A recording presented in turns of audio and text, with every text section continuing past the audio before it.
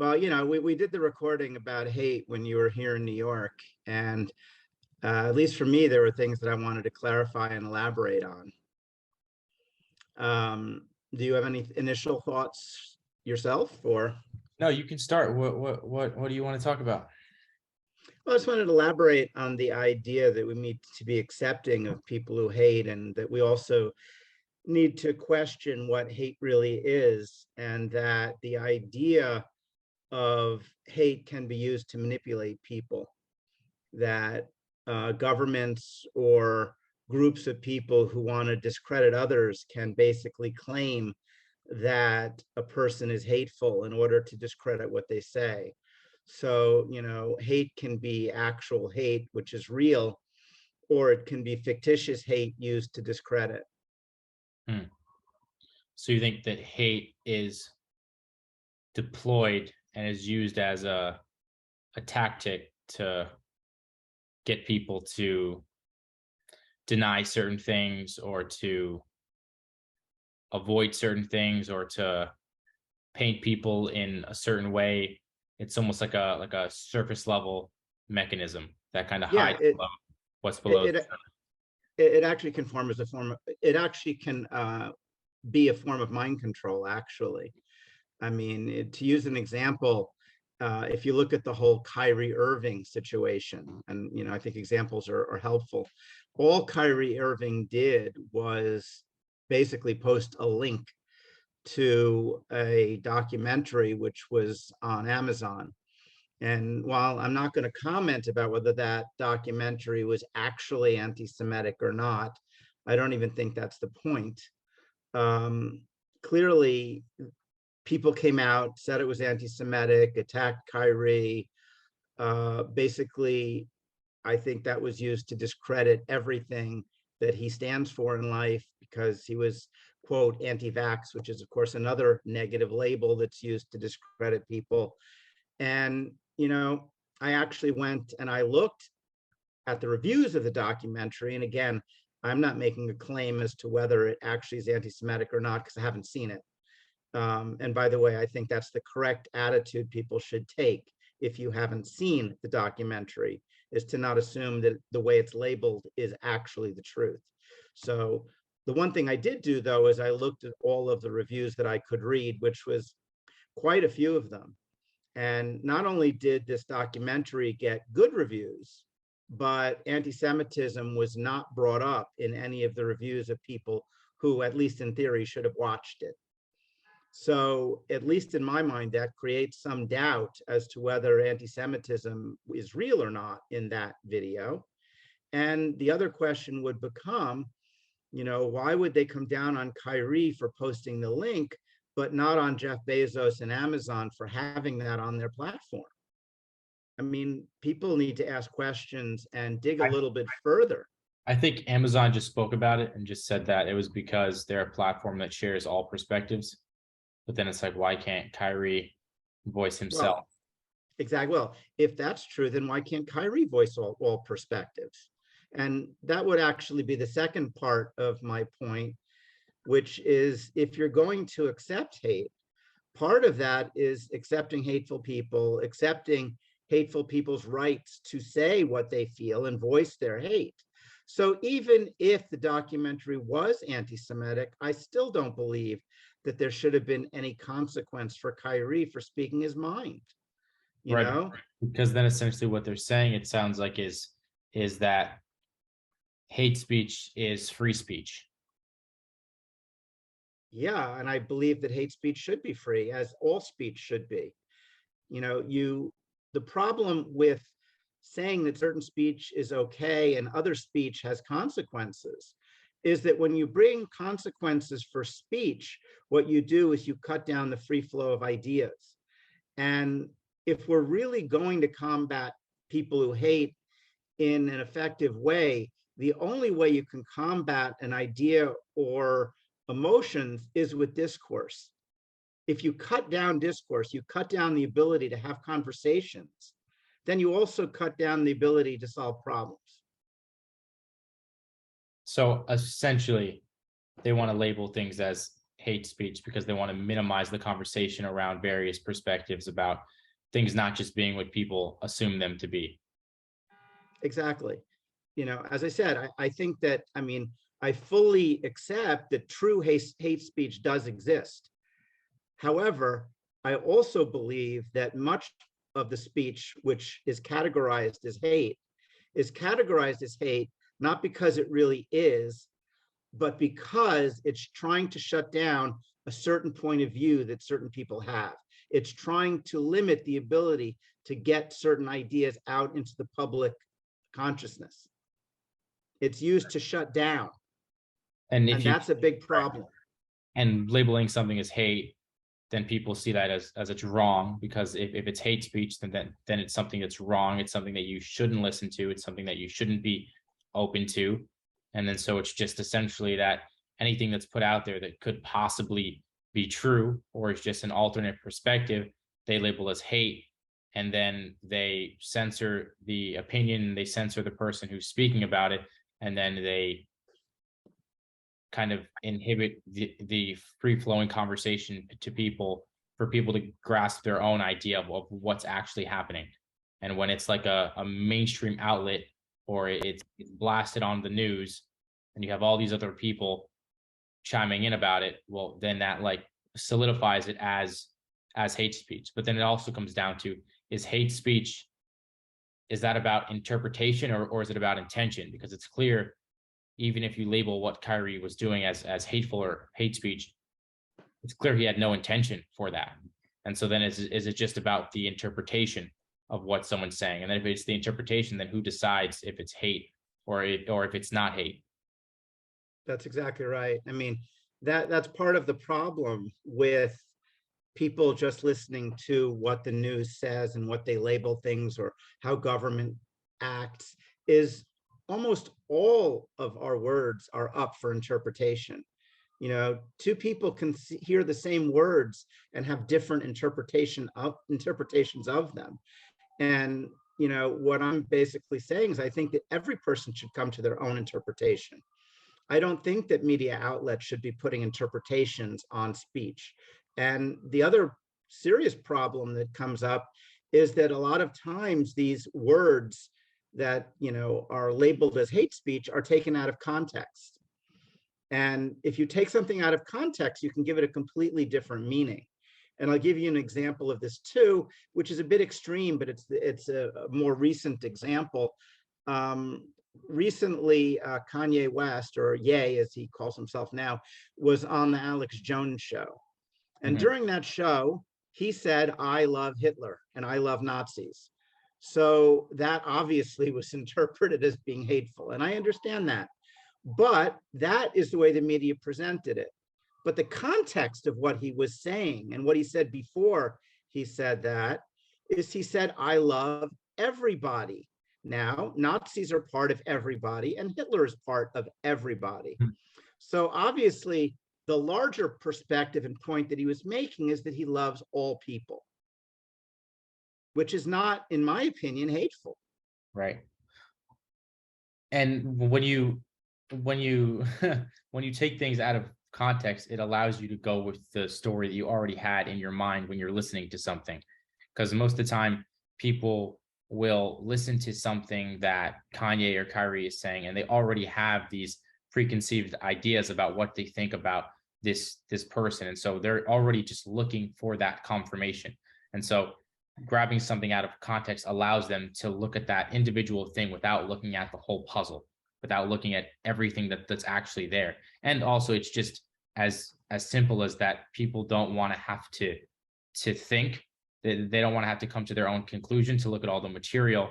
And so a simple judgment is far easier, and everyone else is already doing it. So why not just come along and do it as well? No, I agree. And I understand that it's far easier. But the problem is, what's easier causes serious problems. What's easier also allows people and populations to be manipulated, controlled, and led in a certain direction without their knowing it, and actually contributing to hate.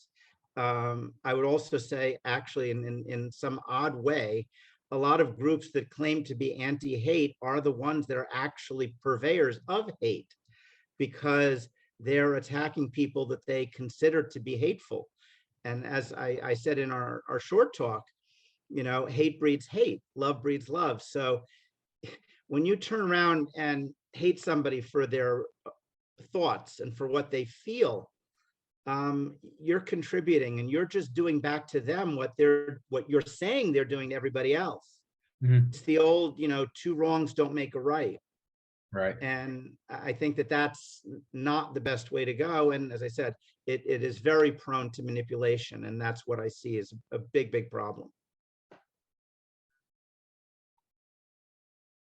Absolutely.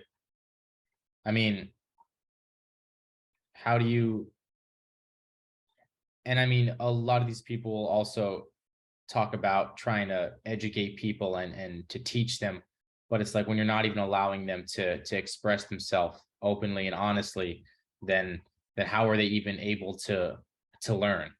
That essentially the whole movement that they're pushing is just one idea, one thought, one belief, and if you don't go along with it, you're wrong, you're hateful.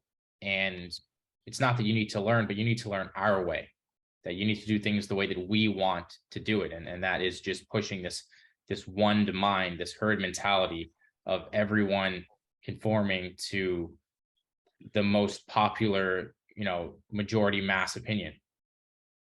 Exactly. And the other point, that I would make is that, I don't even know where I was going with this, but I had an idea.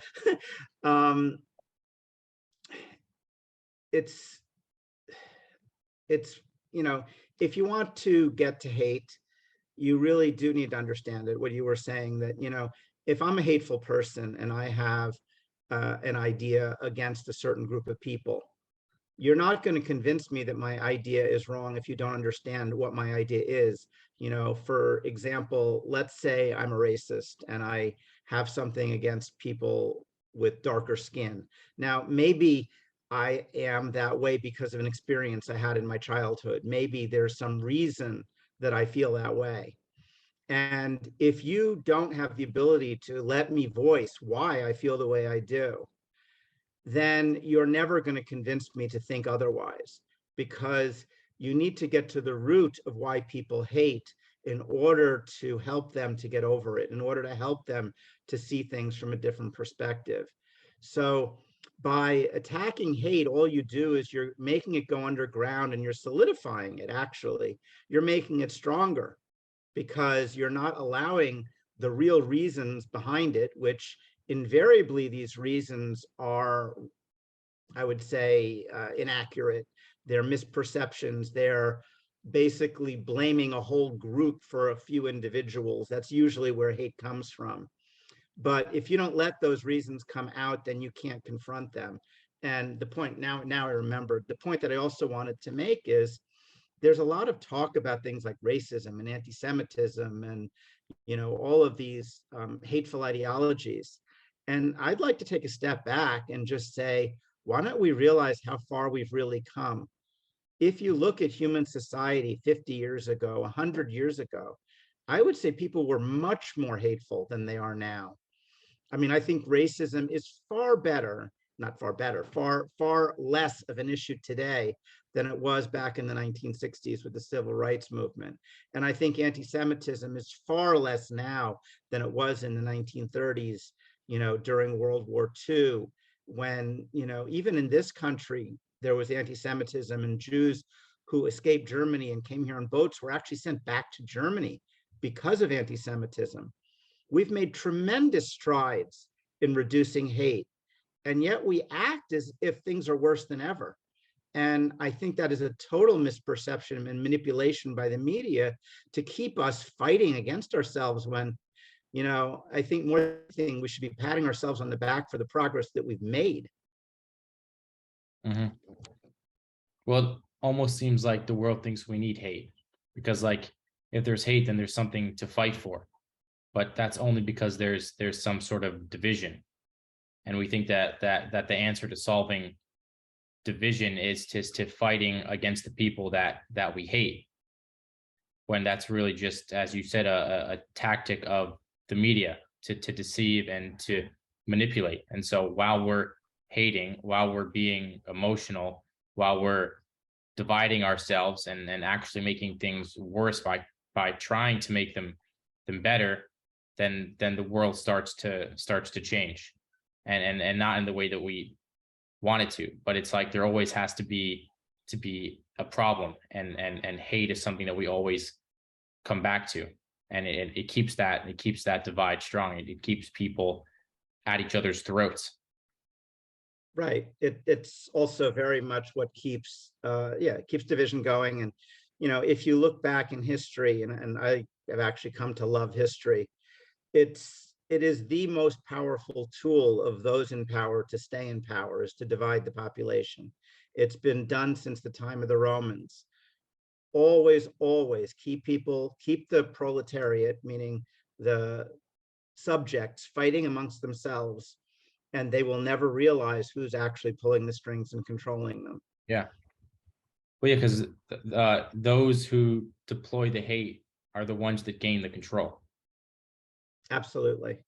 and that's And exactly what's happening. right. And We're blind to you, it because we're the ones receiving the hate, and hate is probably one of the most intense emotional charges that there is, and emotion itself can be very blinding and distracting. And so, this is the ultimate way of making people oblivious to what's actually going on while fighting for something that they don't even realize they're fighting for. right. And I think that the sad thing is, I do think that the vast majority of people are truly good human beings, and they want to make the world a better place. Do you think they're just misled? I totally think they're misled. I think that they don't understand the consequences of their actions. They basically look at what they're told, which is something like, oh, this group is hateful. So the way to go after that hateful group is to ban them, to attack them, to give them consequences for their actions. But they're not realizing that by doing that and acting in that way, they're adding to the divide, not decreasing it. They're making it harder for people to get along and have discourse with each other, not easier. So in that way, they're contributing to the problem they're claiming to want to fix. I mean, yeah, I mean, do people really think that censorship is positive, or that it's helping in any way? And do people really honestly want to listen and be open to other people, or do they only want to have conversations with people who already believe what they believe? No, Like, I agree. And I'm people actually glad you want brought, to be challenged, and if they don't want to be challenged, do they really want to learn? Because how can you learn if you're not exposing yourself to new information and alternate perspectives?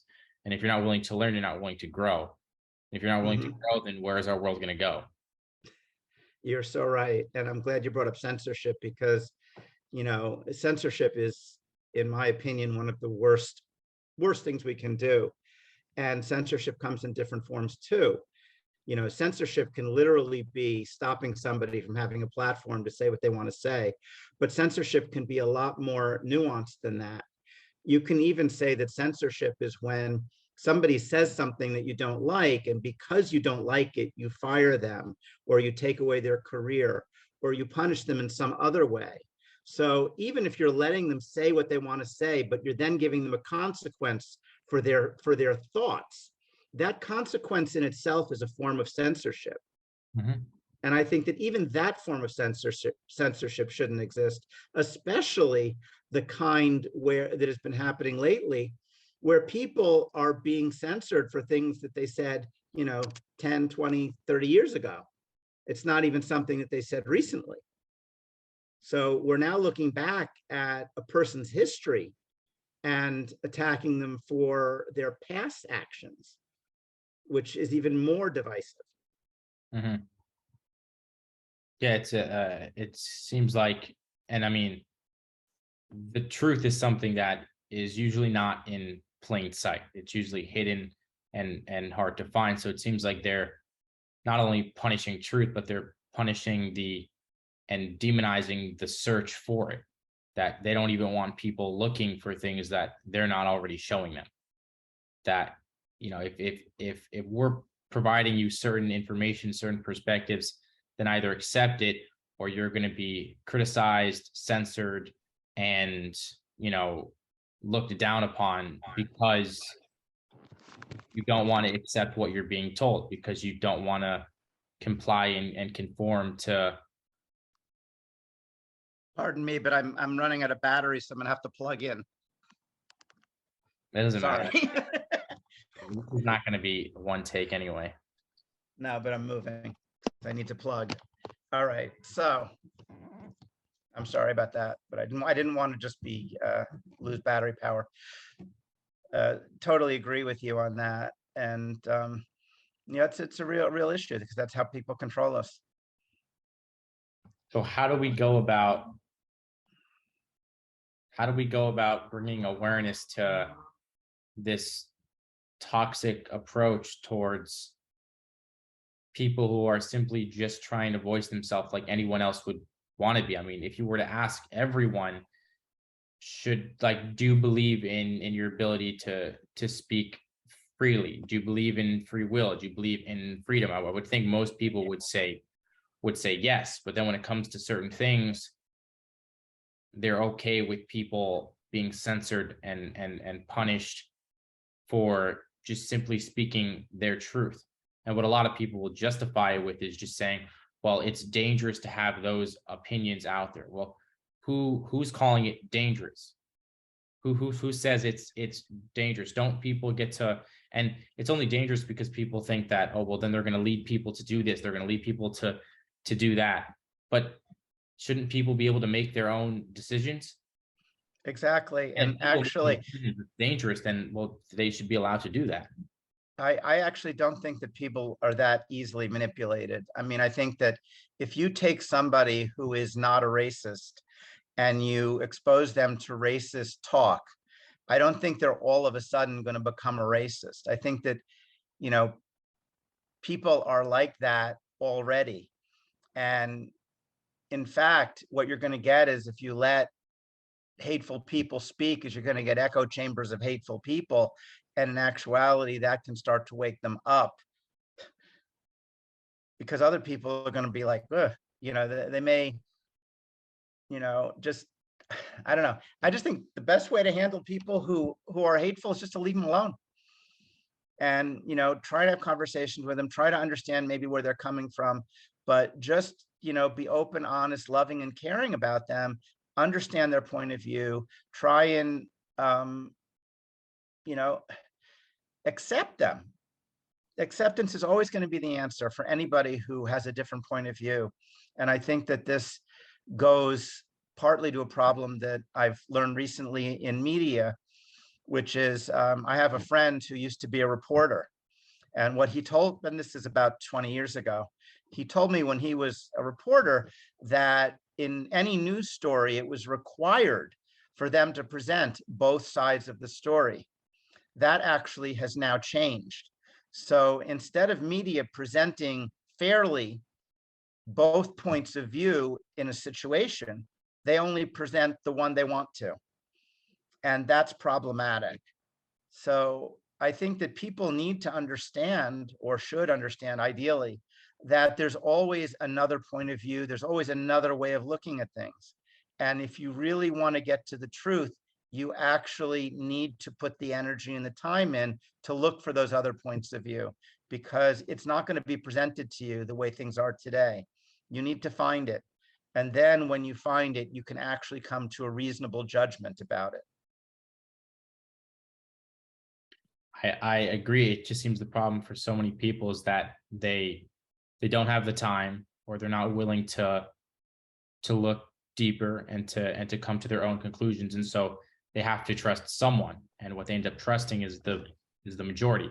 They have the majority mindset. And it's also about trust in authority, in those who have the credentials, in those who have the certificates and have done the studies, and they have that seal that makes you feel safe in their decision making, in their arms, and whatever direction they choose to go.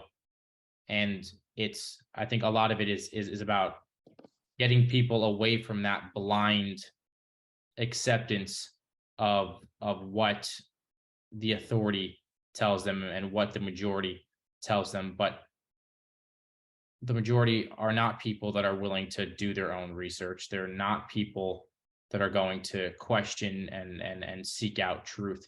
And so they have to rely on someone. And so it's just almost psychologically wired in their head to go with the social proof. And the social proof is the majority.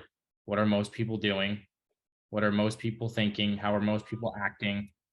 What's the world telling me? I mean, it's why most people got that shot. Hmm. I mean, Uh, the odd thing is that what you're saying is that people go with mob mentality.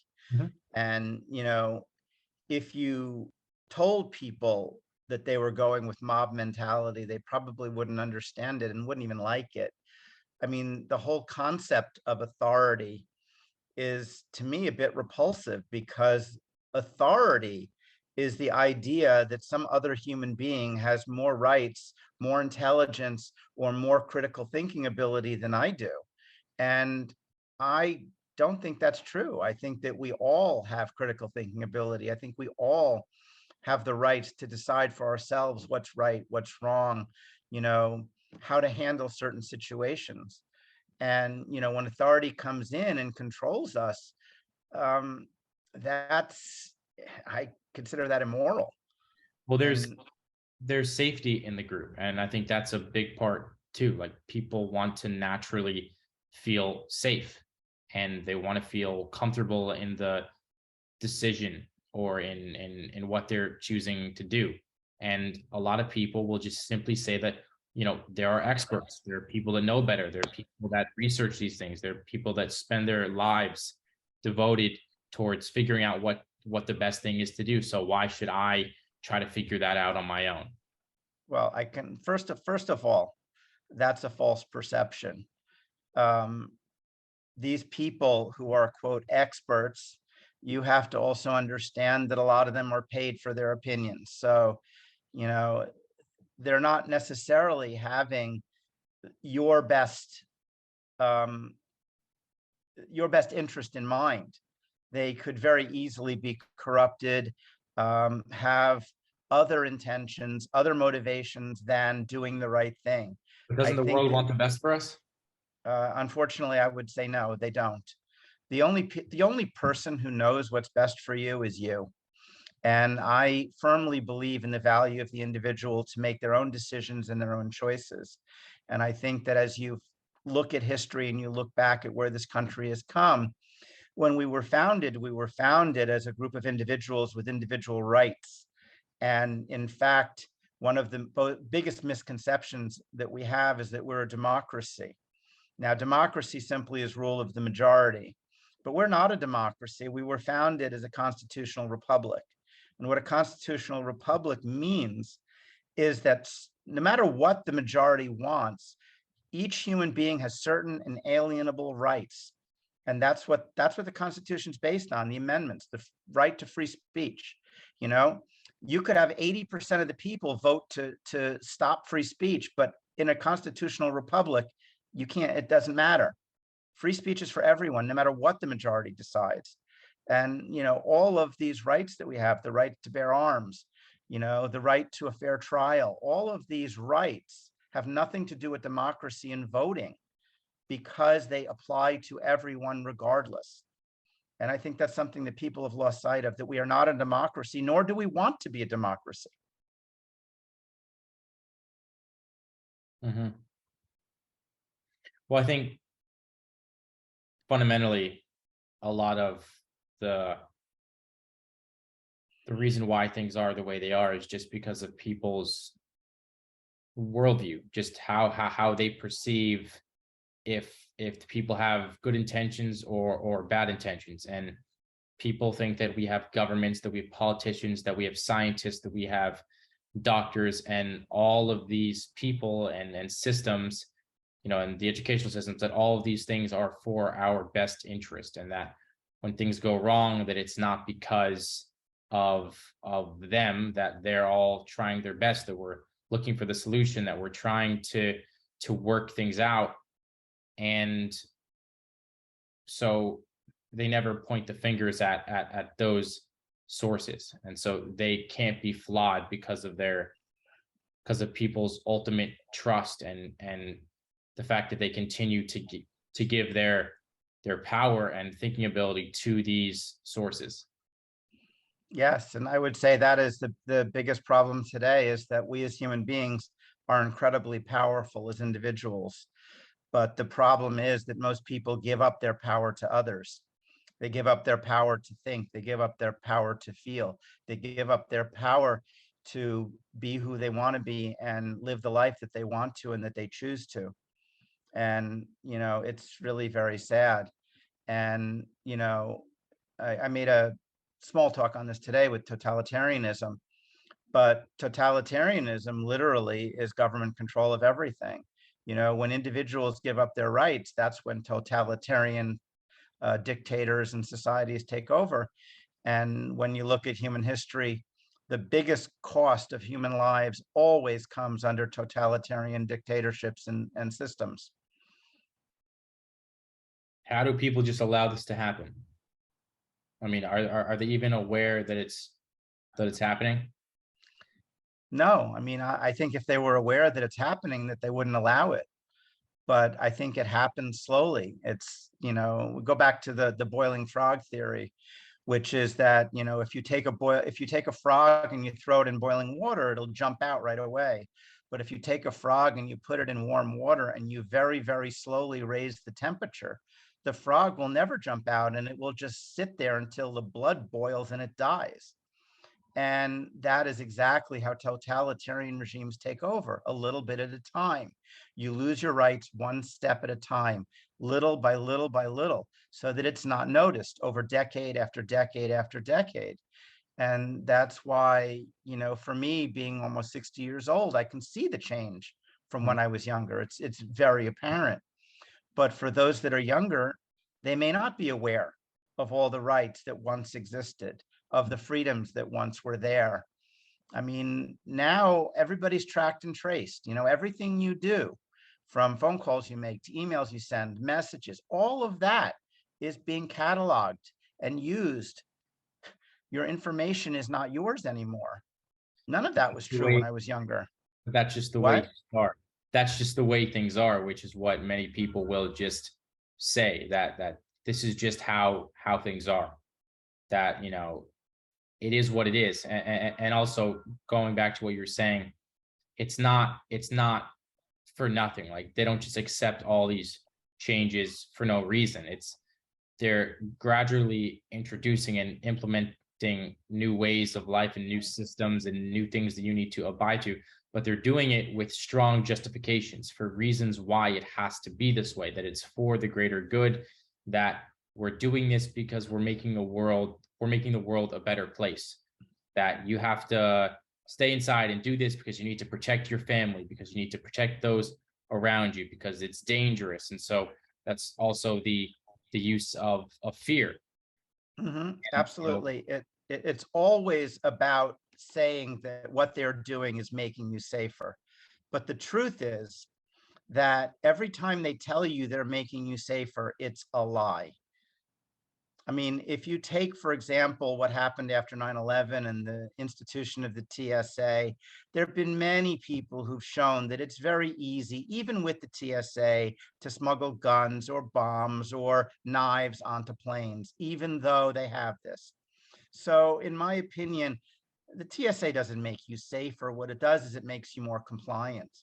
And bringing that into play was simply about getting people to give up their rights and their freedoms. Now everybody's considered a terrorist before they get on the plane.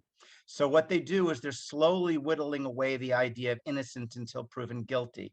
It used to be that you couldn't surveil somebody unless you had a reason to suspect that particular person. Now we're all suspects. And with this now virus, we're all suspects of being sick.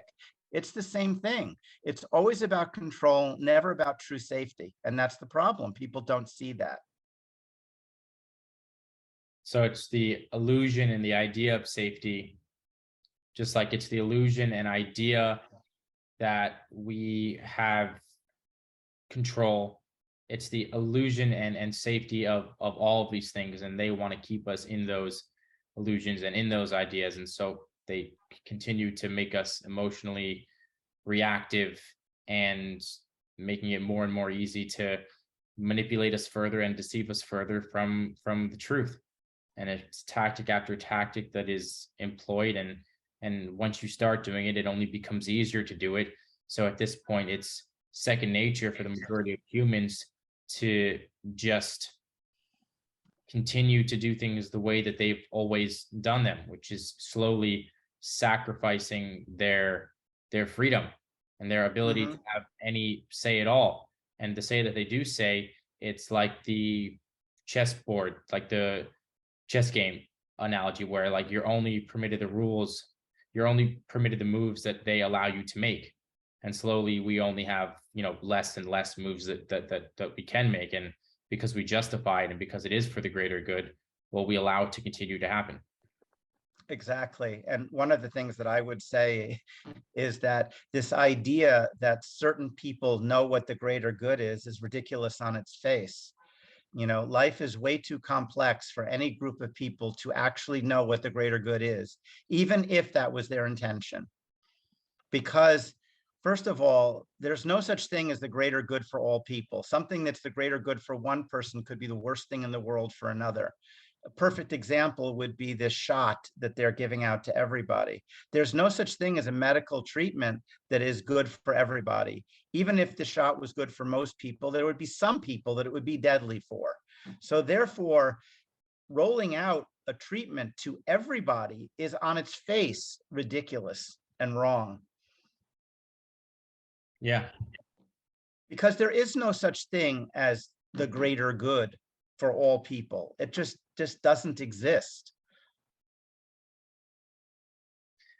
The greater good is just another one of those divisive things that can be used to, in the short term, or what people think is just the short term, to just continue to do more things that would just not be accepted if it wasn't for the greater good.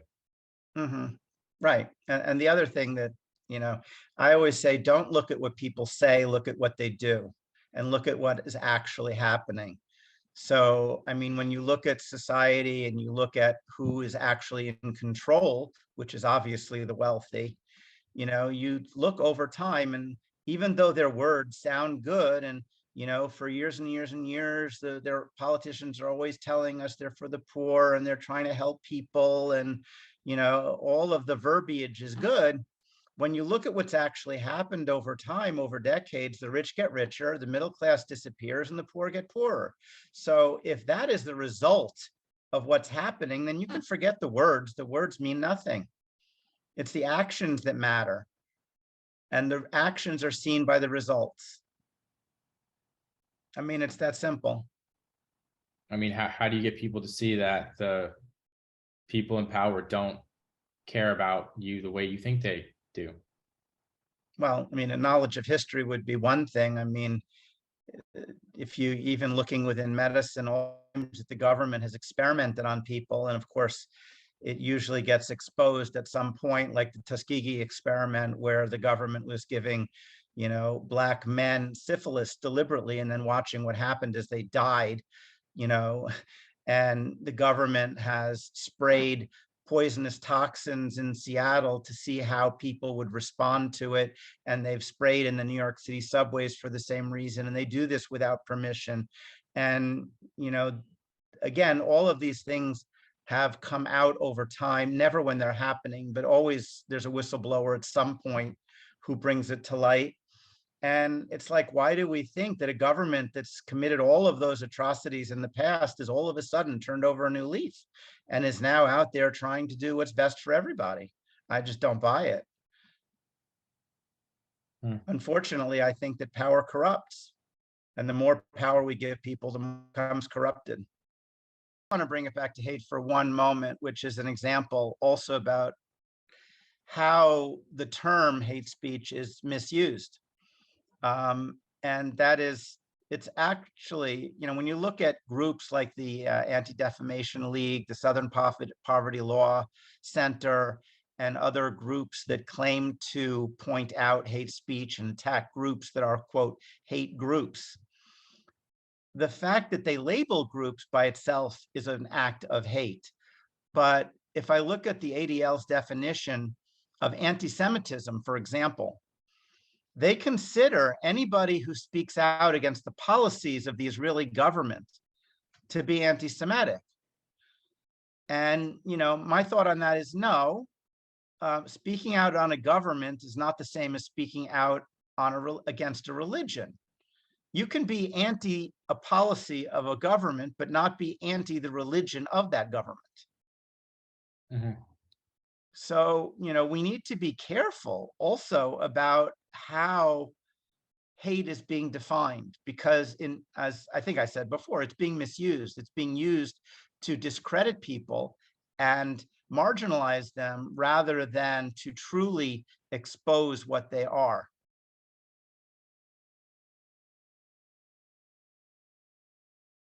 And I think, the bottom line of all of this is to be a critical thinker. It's to not accept what you're told for what it is. It's to not listen to me and say, oh, John's right. It's to listen to what I say and then go check it out yourself and see if you agree with me or don't agree with me. And, I don't care if somebody agrees or disagrees, as long as they at least take it temporarily seriously Mhm. and look into it. I trust people to come to their own conclusions. And if you come to a conclusion different than mine, I fully accept it. It's fine. But if you disregard what I say out of hand because you put some label on me, then I think we got a problem. Even so, I would say always be questioning, always be challenging things, always be curious, because what good does it do for you to just settle in on what you think you know?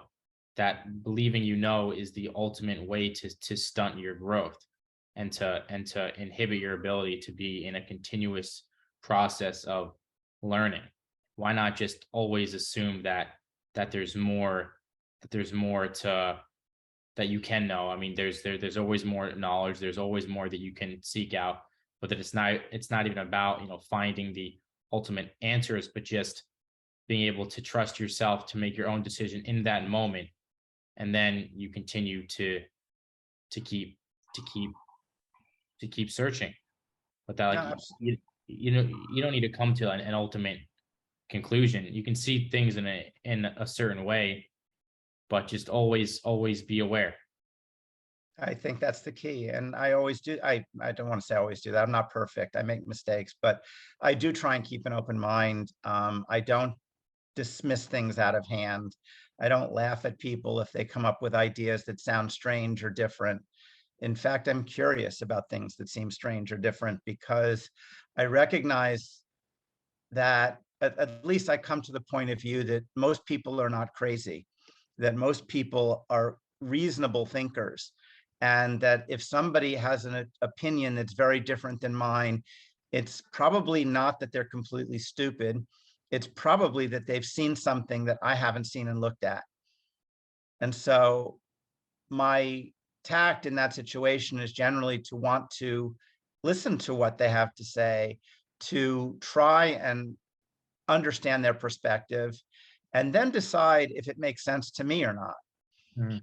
Because I might reject it after listening to it, or I might accept it and make it part of my understanding if I believe it or agree with it. Or you don't have to reject or accept anything. You can sit with it, and maybe Well, something doesn't make sense now, but maybe you revisit it and then it makes a bit more sense then, or maybe you add on to it, or maybe parts of it rings true to you and parts of it doesn't. You know, I think there's such a incessant need for people to always be latching themselves onto what they think or believe, that they have to identify with it or not identify. They have to agree or disagree. It has to be right or it has to be wrong. It has to be good or it has to be bad. So things are always binary. They're never able to sit with information without validating it or invalidating it. That maybe the more that you can just be aware that you can see things for what they are, or instead of seeing them as you are, and constantly having your own ego in every single equation. And that's what makes it easier for the world to continue to control you and make you emotional, because you think it's about you. And you think when someone's challenging a perspective that you're holding on to, that they're challenging you. And it's like, no wonder you're not able to be open and to truly listen. And that's why there's more and more divide, because people think it's me versus you, not that it's an idea and another idea. And we're holding on to these ideas like they're shields on a battlefield, and we're attacking each other. Then instead, we can just bring our ideas to the table and sit with them and look at them. And I mean, that's the only way that we're going to get to some truth, you know.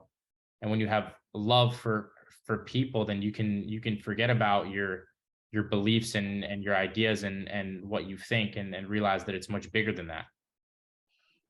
Very well said, Eric. And I like the thoughts about nuances and things too, because you're right, it's not all binary.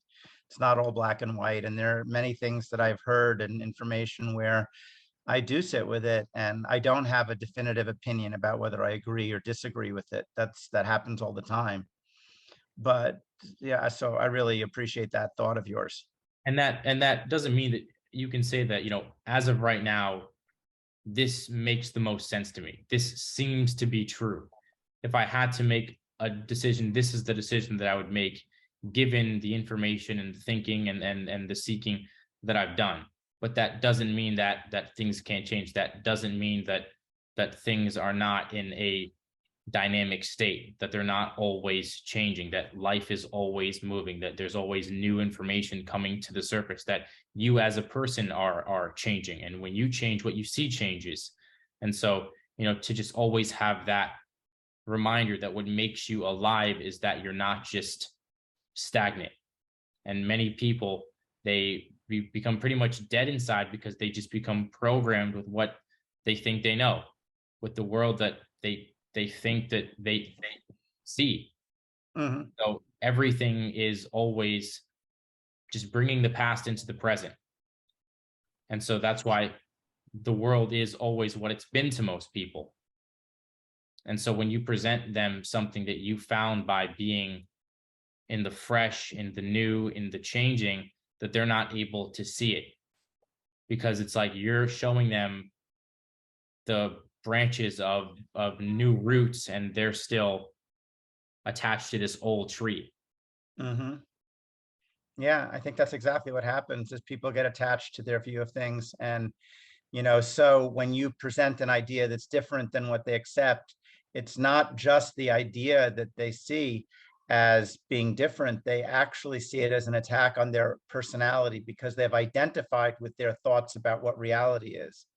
So they view a different opinion as literally an attack on who they are, which of course is not a good thing not a good way to be, because ideas are just ideas and we should be open to change all the time.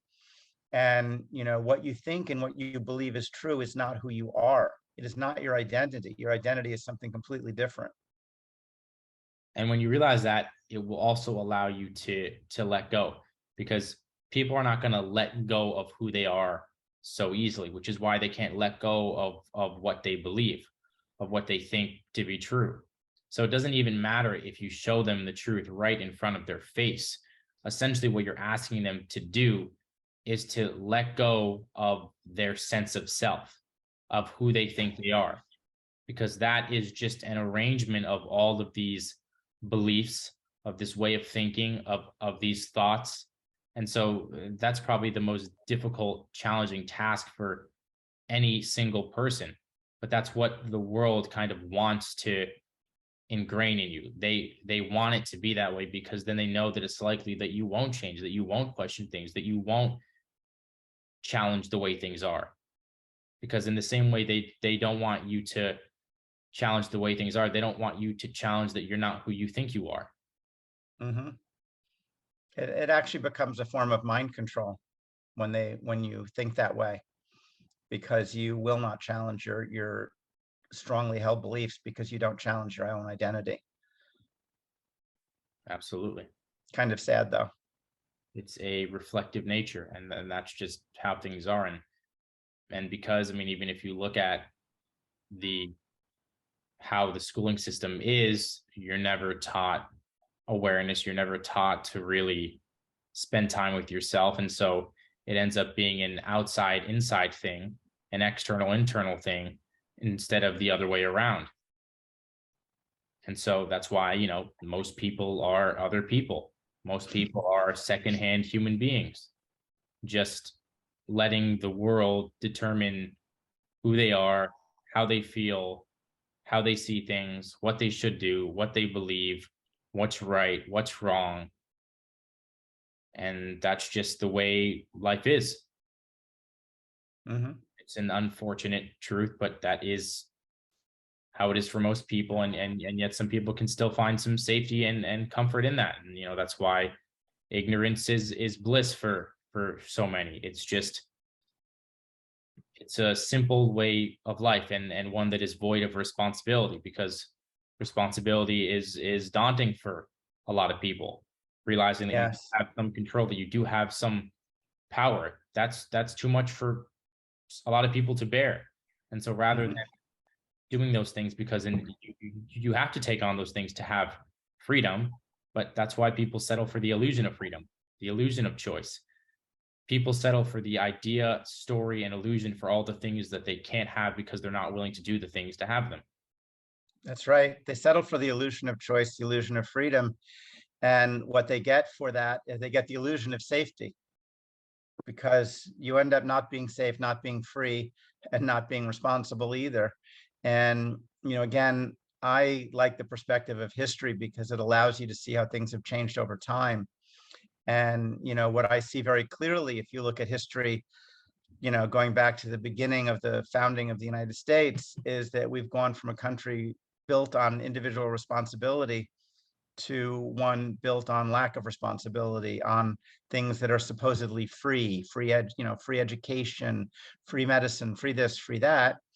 And one of the things that I've thought about recently is that in life, the most expensive things are free, because when something is free to you, there's always a cost, but the cost is not money. The cost can be your freedom. The cost can be your choice. The costs are actually much greater than what the monetary cost would be in a different situation. So I think that when something is offered to you for free, the first thought in your mind should be, okay, so what's the cost? What am I giving up for this free thing? Because you're always giving up something. And that Hmm. something is almost always greater than what you're getting. What are we gonna do? Well, we're not gonna, at least I'm not gonna complain. I'm not gonna sit around. I'm gonna take responsibility for myself, act locally, think globally. That's Well, the answer to the problem is what many people have said all along, which is if you want to create a better world, create a better you. Mhm. And if we all work to create a better us, then ultimately in aggregate, we create a better world.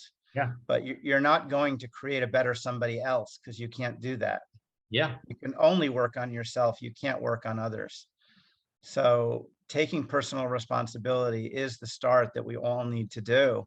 And we all need to get away from other people providing things for us, freebies, handouts, support, so that we don't have to take responsibility, so that we don't have to think, so that we don't have to do anything for ourselves. All of that comes at tremendous, tremendous cost. Mhm. As I said, costs that are far greater than what we're getting, because it comes at a cost of our soul, of our being, and who we are. And that is the biggest cost you could ever pay. Absolutely. We have to be better individuals if we want a better collective.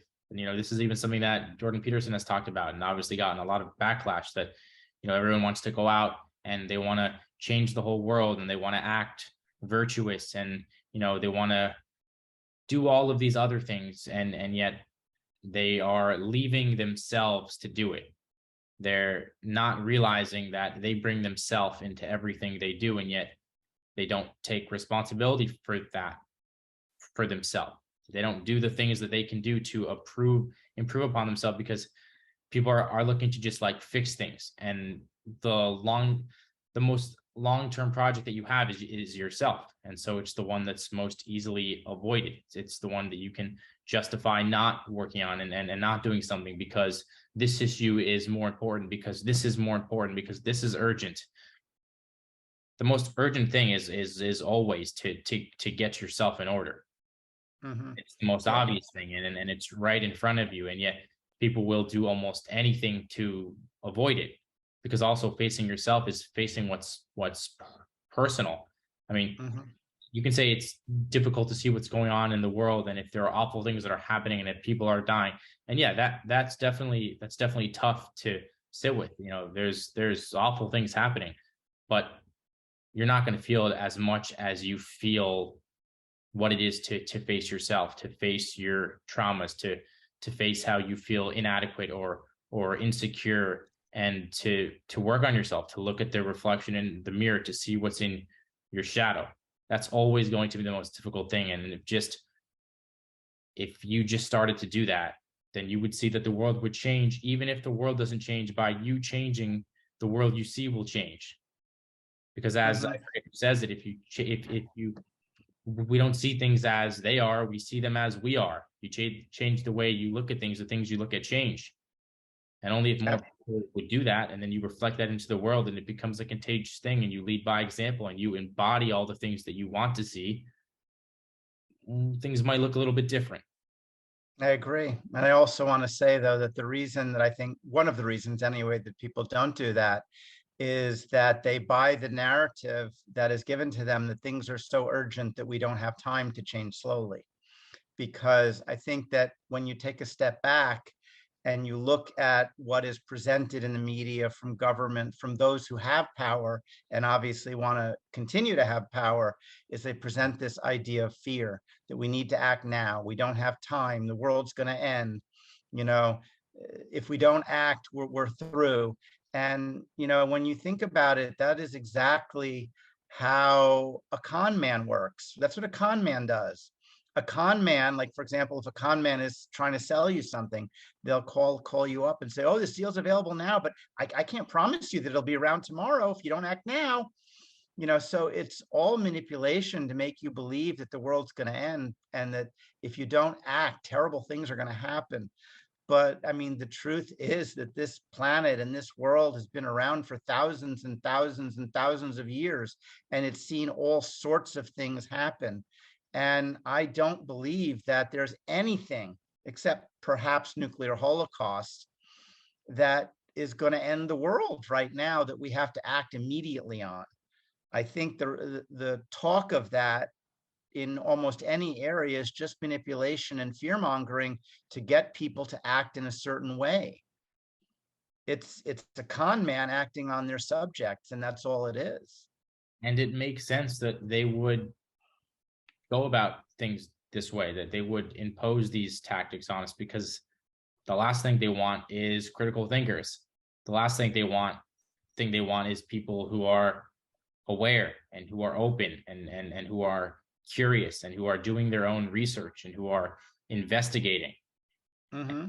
not just accepting things. And so they they push the things that they know will make it so that we don't look for ourselves.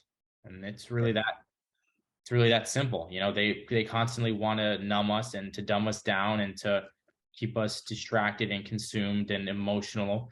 And it's just all these things to continue to cloud our own ability to see for ourselves.